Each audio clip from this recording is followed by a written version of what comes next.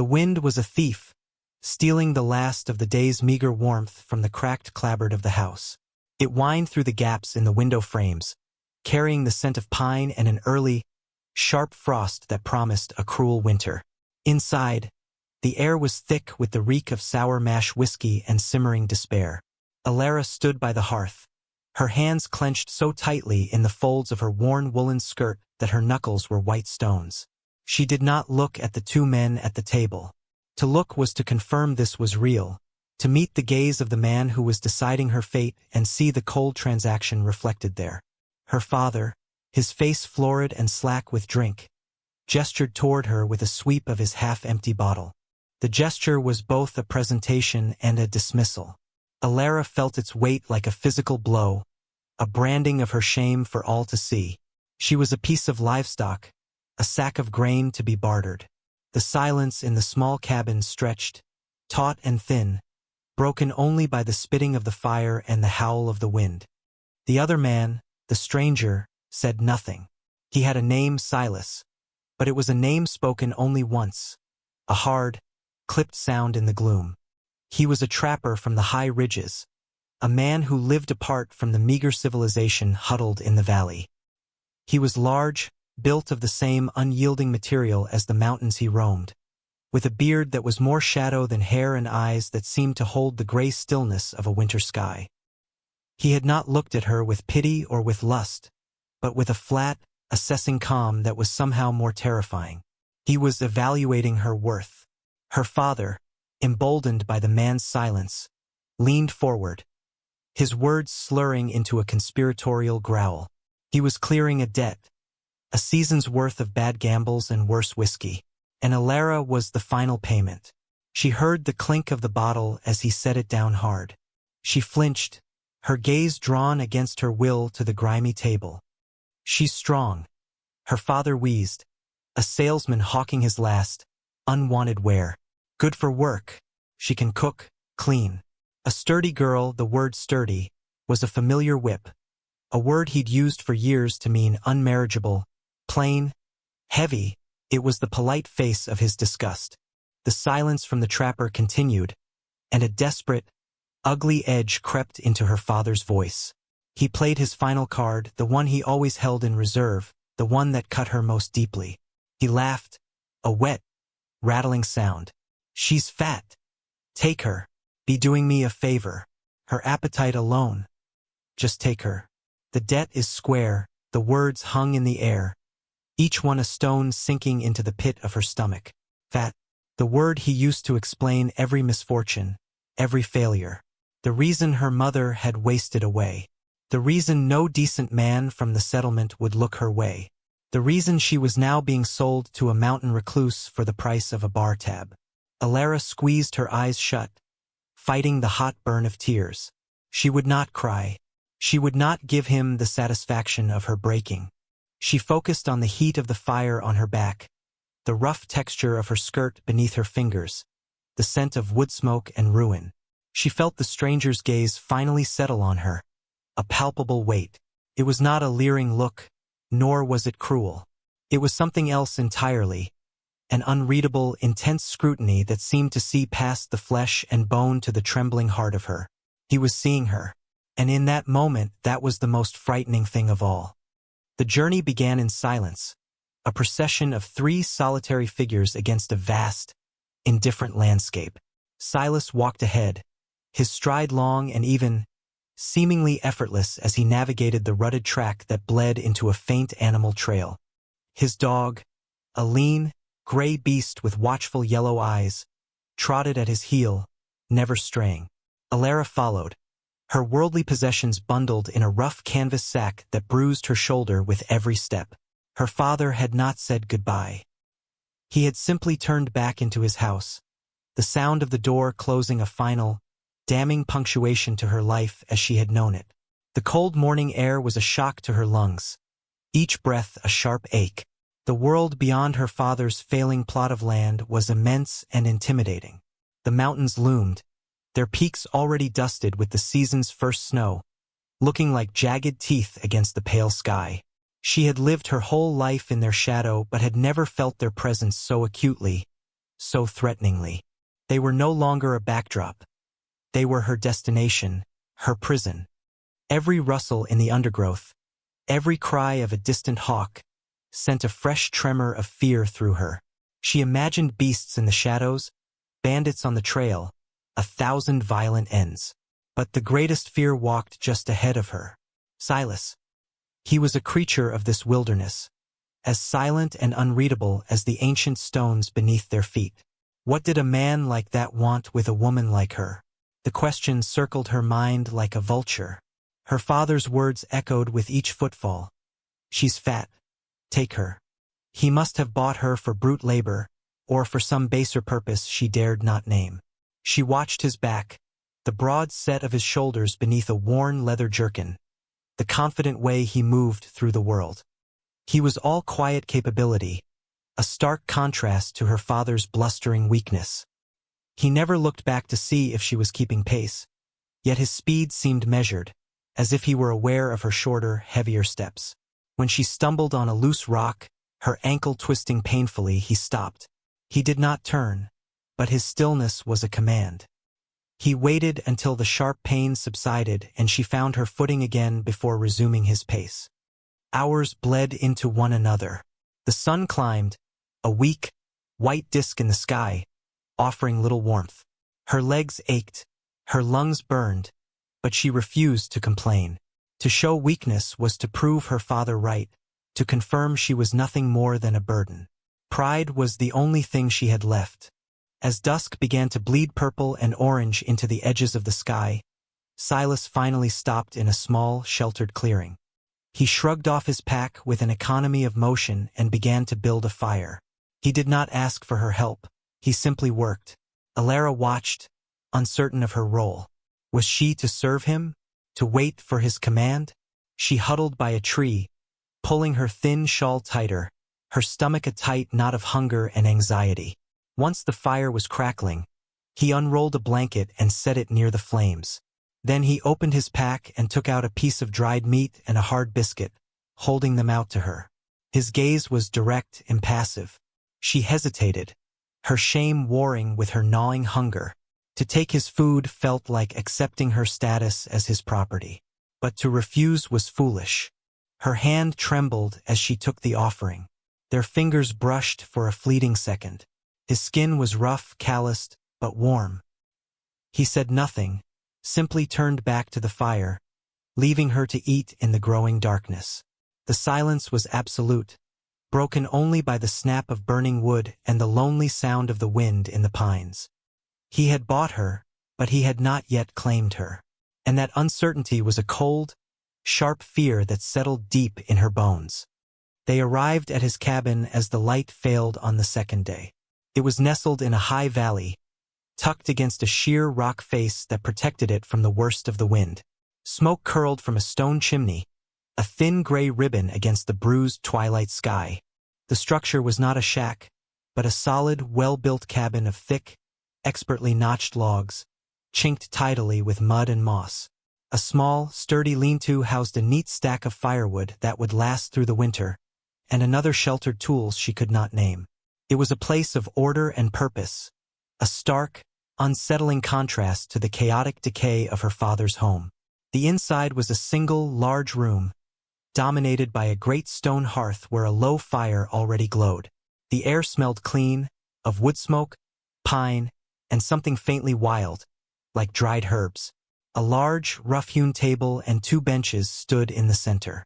A bed, built into one corner, was heaped with furs.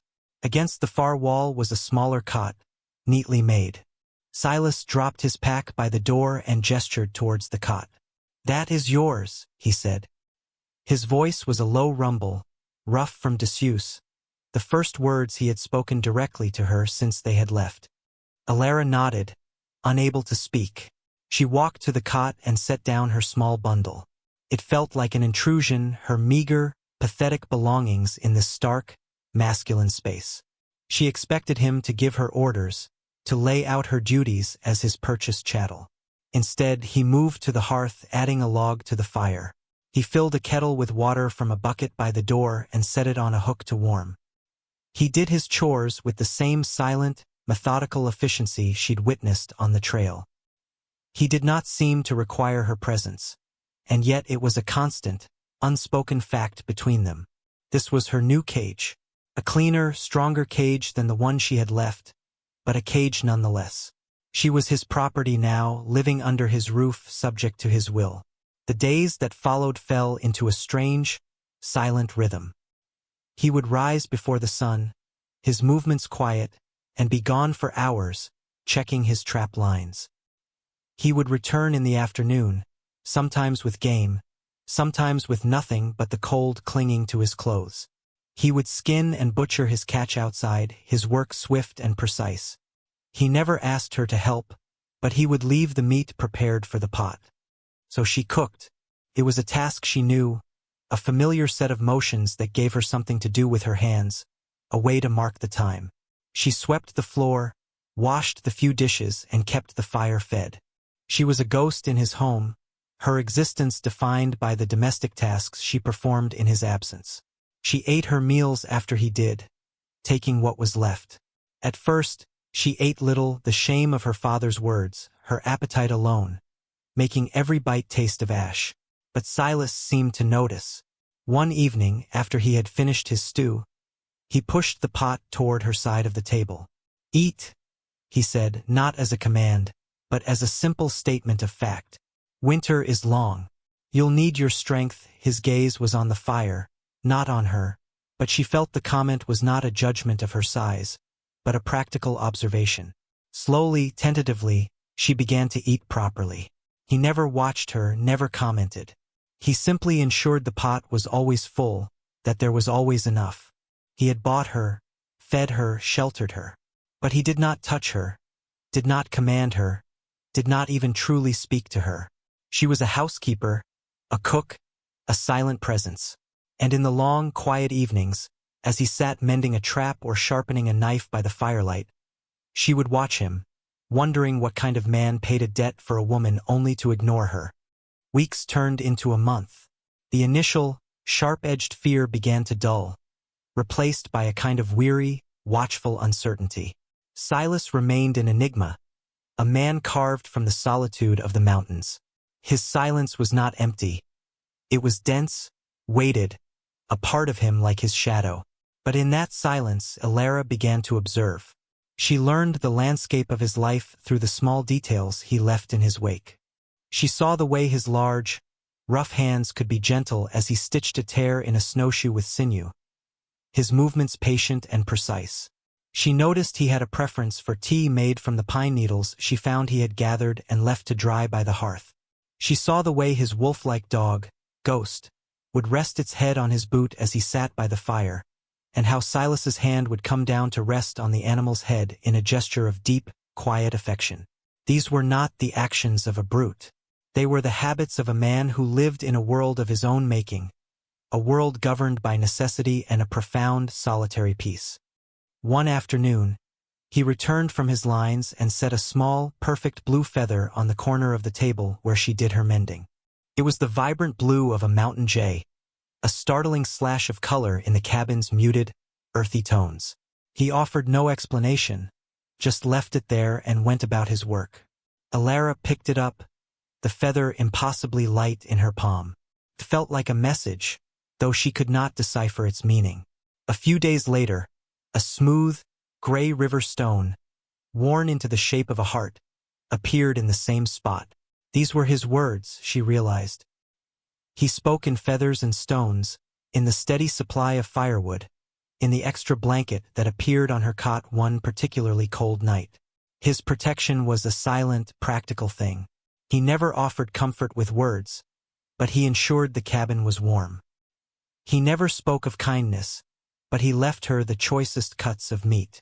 One day, she found a rip in the sleeve of his heavy winter coat. The wool was thick and difficult to work, but her mother had taught her to sew with a neat, strong stitch. She spent the evening painstakingly mending it, her needle moving with a practiced rhythm. She left it folded on his bench. The next morning it was gone. In its place was a pair of his worn leather gloves, the seams beginning to fray.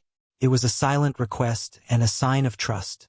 A language was forming between them, one built not on speech, but on shared tasks, on mutual need, on the observation of a stitch, the offering of a stone. She found her own purpose in these small acts. Tending the cabin was no longer a duty born of fear, but a contribution to their shared survival. The work was hard, but it was honest. Her body, the body her father had despised and bartered away, was strong. It could haul water from the icy creek, knead heavy dough for bread, scrub the floor until the wood gleamed. Here, in this wild, unforgiving place, her sturdiness was not a flaw. It was a virtue. It was strength. The shame that had been her constant companion for so many years began to loosen its grip, its sharp edges softening. Silas never looked at her with disgust. In fact, he rarely looked at her at all. But when he did, his gray eyes held a quiet, neutral regard. He saw her, Ilara, the woman who mended his coat and banked his fire. He did not see the fat, unwanted daughter of a drunk. The realization was a slow dawn inside her, a tentative warmth spreading through the cold corners of her heart. She was still his property, a woman bought and paid for. But perhaps, she thought as she stitched the seam of his glove, that was not all she was. The storm came without warning, a malevolent entity that descended from the high peaks. One moment, the sky was a sheet of flat, gray slate. The next, it was a churning vortex of white. The wind screamed, a physical assault on the small cabin, rattling the door in its frame and finding every tiny crack in the chinking to knife its way inside. Snow fell not in flakes but in a solid, blinding curtain, erasing the world, burying the familiar landscape under a suffocating blanket of white. They were trapped. The world shrank to the four walls of the cabin, the howl of the wind a constant, maddening companion. For 2 days they existed in this diminished reality. The forced proximity was a tangible thing, charging the air with a new and potent tension. The small space, which had once felt adequate, now seemed to shrink around them, amplifying every sound, every movement. The scrape of a spoon against a bowl, the rustle of a fur blanket, the sound of another's breathing. All were magnified in the roaring silence between them. Silas became a study in contained energy. He moved with a restless, deliberate purpose, constantly checking the door, reinforcing a loose shutter, rationing their firewood with a grim precision. He was not afraid, Ilara realized, but he was wary. He was meeting a familiar and worthy adversary. The storm was a beast, and he was the cabin's silent, watchful guardian. On the third night, the beast grew more savage. A gust of wind hit the cabin with the force of a battering ram. There was a sharp crack, followed by the shattering of glass. The single window pane, a small, precious square of light, had broken. Icy wind and fine, sharp snow blasted into the room, instantly extinguishing the candles and sending the fire into a wild, sputtering dance. The temperature plummeted. In the flickering, chaotic light from the hearth, Ilara saw Silas move, grabbing a thick spare hide from the wall. "The table!" he shouted over the roar of the wind. It was the loudest she had ever heard him speak. His voice was not one of panic, but of absolute command. Without thinking, she scrambled to help him, her own fear a cold knot in her gut. Together, they wrestled the heavy wooden table, tilting it on its side and shoving it against the window opening. He used his hammer and some nails to brace it, then began stuffing the gaps with spare rags and canvas.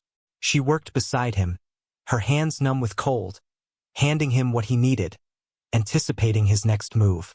They were a team, moving in a frantic but unspoken unison against a common enemy. The immediate crisis averted, the room was now plunged into near-total darkness, the only light the faint, struggling glow of the fire. The cold was a living thing, seeping into their bones. "More wood," Silas said, his voice closer than she expected. "Keep the fire high." All night they spent the rest of that night in a shared vigil. They did not speak.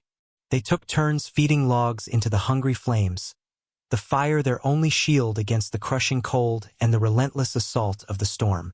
In the flickering light, Their shadows grew and danced on the walls, two figures bound together against the vast, violent wilderness. The wall of silence between them had not so much been broken as it had been reshaped.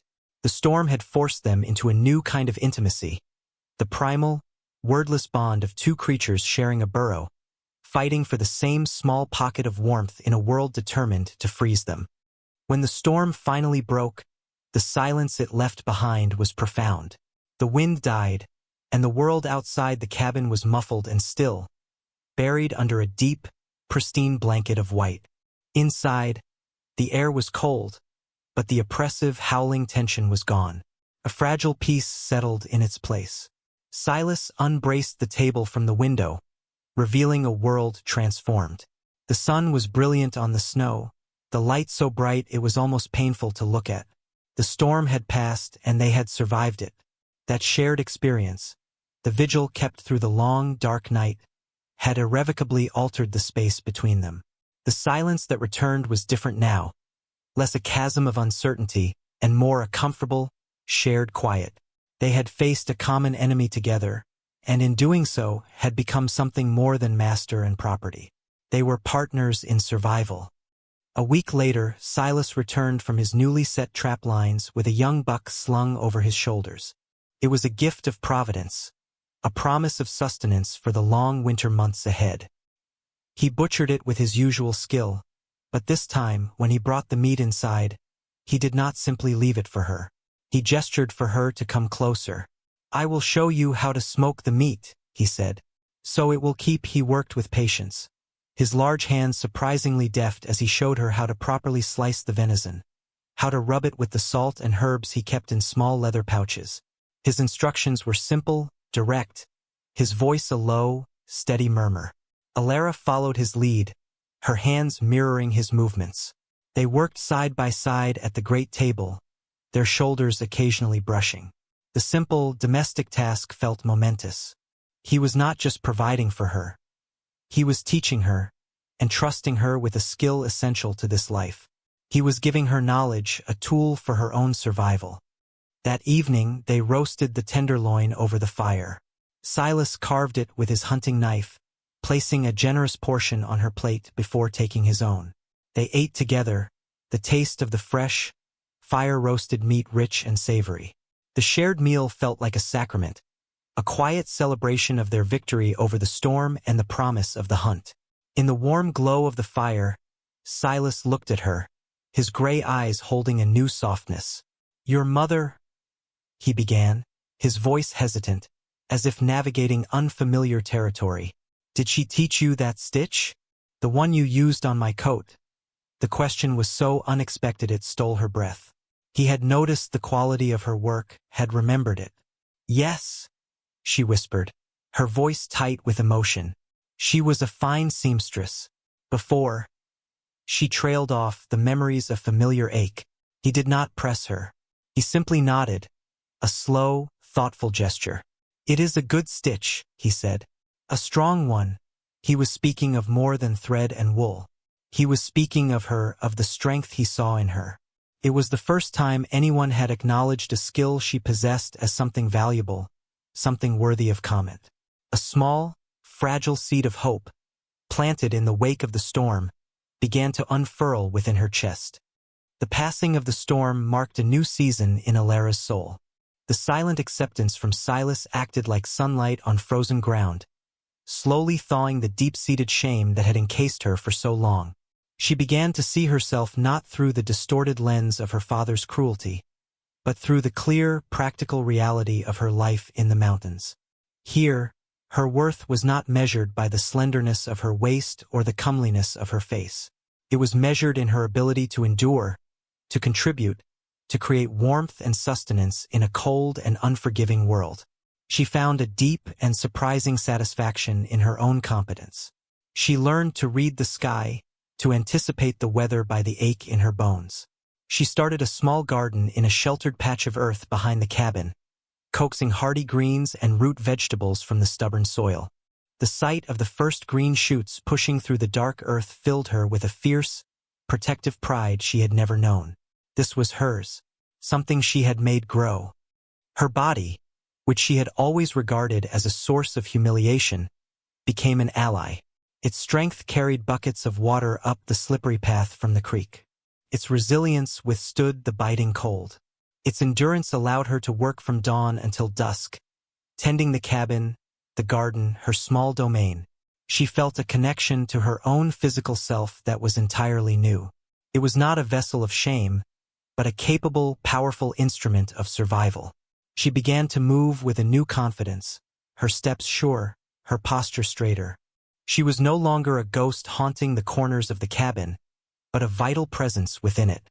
She even found her voice, humming old tunes her mother used to sing as she worked. The simple melodies filled the quiet space, a gentle counterpoint to the ever-present sounds of the wilderness. Silas observed the transformation, his silent watchfulness a constant presence. She would catch him looking at her as she kneaded dough, her arms dusted with flour, or as she sat by the fire, her face intent as she mended a piece of clothing. His gaze was no longer just neutral. It held something she was beginning to recognize as respect. One evening, she looked up from her sewing to find him watching her, an unreadable expression in his eyes. He wasn't looking at her waist or her face. He was looking at her hands, at the swift, sure way her needle moved through the fabric. He saw her skill. He saw her competence. He saw her. In his gaze, she did not see a fat girl bought to settle a debt. She saw a woman, a capable woman, partner. The realization settled over her not with a crash, but with a quiet, profound certainty. He had not freed her from her cage. He had simply left the door unlocked, allowing her to discover that the cage had been in her own mind all along. And in this wild, lonely place, she had finally, haltingly, begun to step out of it. The intrusion came on a deceptively mild afternoon in late autumn. The air was crisp and clear, and a fragile peace had settled over the high valley.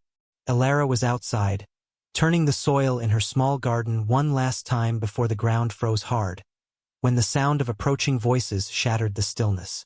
It was a sound so alien in their solitary world that she froze, her hand gripping the handle of her trowel.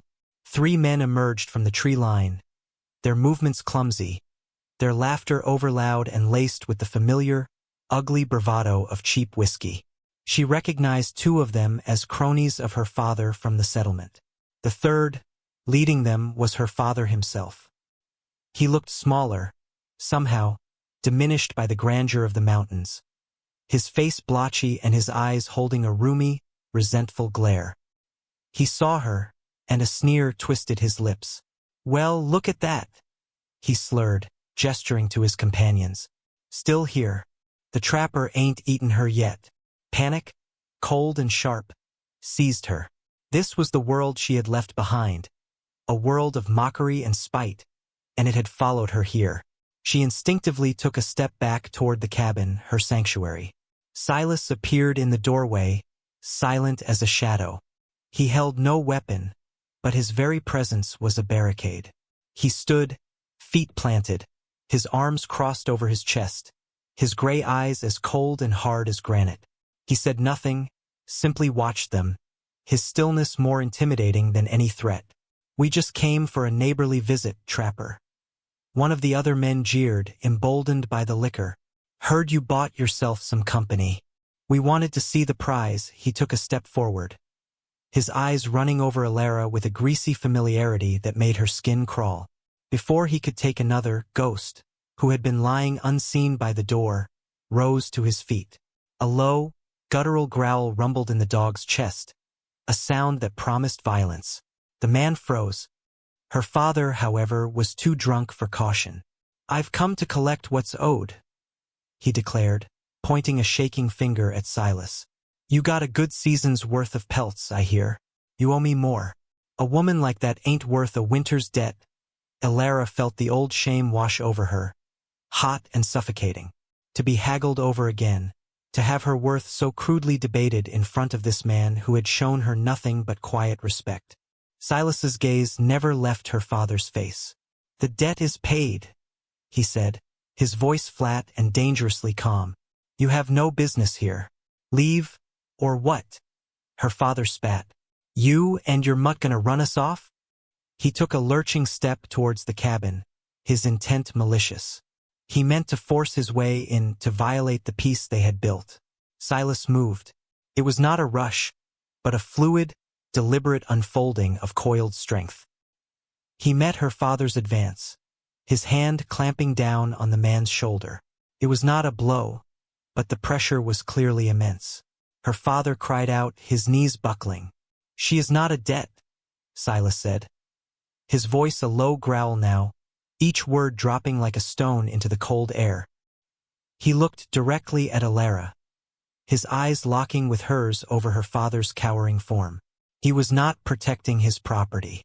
He was defending her home, their home. He stood between her and the cruelty of the world, a silent, immovable wall. The other two men, their drunken bravado evaporating in the face of such cold competence, began to back away, dragging her whimpering father with them. Silas held his ground until they had disappeared back into the trees, their jeers fading into the vast silence of the mountains. The echoes of the confrontation lingered in the air long after the men were gone. The quiet of the valley felt different now, charged with the residue of violence and fear. Alara stood frozen by her garden plot, her hands trembling, the trowel still clutched in her fist. The ugly words, the leering gazes, her father's pathetic, venomous spite. It had all come crashing back, threatening to shatter the fragile sense of self she had so carefully begun to build. She felt Silas's presence beside her before she saw him. He did not speak, just stood there, a solid, reassuring warmth in the cooling afternoon. He had defended her. He had stood for her not as a possession, but as a person. The realization was a wave of emotion so powerful it made her dizzy. She finally turned to look at him, her throat tight. The words were tangled inside her. A knot of gratitude, shock, and a dozen other feelings she couldn't name. "Thank you," she managed to whisper, the words feeling small and inadequate. He simply nodded, his gaze searching her face, as if looking for cracks, for the damage they had inflicted. That evening, the silence in the cabin was heavy with unspoken things. The fire crackled in the hearth, casting long, dancing shadows on the log walls. Alara could not settle, her mind replaying the scene over and over. Finally, Silas spoke, his voice quiet in the dim light. "My father was a man like that," he said, his eyes fixed on the flames. "He saw people as things to be used. My mother, he broke her spirit long before her body gave out. I left. I came here to find a place where a man's worth was in his own hands, not in the judgment of others. It was the most he had ever revealed of himself. A piece of his own broken past offered to her like a treaty. He was showing her his own scars, telling her he understood." He turned his head then and looked at her, truly looked at her, with an intensity that stripped away all pretense. The firelight caught the gray of his eyes, turning them to molten silver. "Your father and those men, they look at you and see a burden," he said, his voice low and steady. He saw a price to settle a debt. "They see a weakness to be mocked." He rose from his bench and crossed the small space between them, kneeling before her chair so their eyes were level. He gently took her trembling hands in his own. His touch was warm, firm, a grounding anchor in the storm of her emotions. "When I look at you," he continued, his voice softer now, filled with a raw, undeniable sincerity, "I see a woman who can face a blizzard and not break. I see the hands that can mend what is torn and grow life from frozen earth. I see a spirit that was never truly broken, only bent. A single tear escaped her eye and traced a hot path down her cheek. He did not wipe it away. He simply held her gaze, letting her see the unvarnished truth in his. I see you as the most worthy woman I have ever known." Spring arrived as a promise whispered on the warmer winds. The deep snows receded, surrendering first the valley floor and then the lower slopes of the mountains, revealing the damp, dark earth, rich with the scent of new life. The creek, freed from its icy prison, ran high and fast, its voice a joyful murmur that replaced the mournful howl of the winter wind. The world was being reborn, and so was Alara. Silas's words had not been a cure, but they had been a profound validation, a mirror held up to her that reflected not the shame her father had instilled, but the strength Silas saw. It was a truth she was finally beginning to accept as her own. His vow was not one of passion in the conventional sense, but of a deeper, more resonant connection, a vow of respect, of partnership, of seeing. And being seen, truly seen, was a more powerful balm than any declaration of love. Their life settled into a new rhythm, one dictated by the changing seasons and their shared purpose. The silence between them was no longer a void but a comfortable space, filled with an unspoken understanding that ran deeper than words. They moved around the cabin and the land with an easy grace, each knowing their role, each trusting the other to fulfill it. There was a simple, profound peace in the predictability of their days. One bright morning, they worked together in the garden plot, turning over the soil, preparing it for planting. The sun was warm on Alara's back, and the air was alive with the buzz of early insects and the songs of returning birds. Silas drove the spade into the earth with his powerful frame, while Alara followed behind, breaking up the clods of dirt with a hoe, her hands sifting through the rich soil. She no longer felt like a trespasser in his world. She was a part of it, her roots sinking deep into the life they were building. She paused in her work, looking at the man beside her. He was no longer the fearsome stranger who had bought her, but Silas, her partner, her protector, her friend. He had given her more than just shelter. He had given her the space to find herself. He had seen past the body she had been taught to hate and had recognized the strength within. He had valued her for the things she could do, for the resilience in her spirit. He glanced over, catching her gaze, and a rare, small smile touched the corners of his mouth. It transformed his stern features, lighting his gray eyes with a gentle warmth. She smiled back, a genuine, unburdened smile that reached her own eyes. In that shared glance, a future was acknowledged, a future of quiet days, shared work, and mutual respect. The cruel bargain that had brought her to this mountain felt like a lifetime ago, a story that had happened to someone else. She was not that frightened, shamed girl anymore. She was Alara, a woman who had survived the winter, a woman who was now planting seeds for the spring, a woman who had, against all odds, found her worth in the heart of the wilderness. And she was home,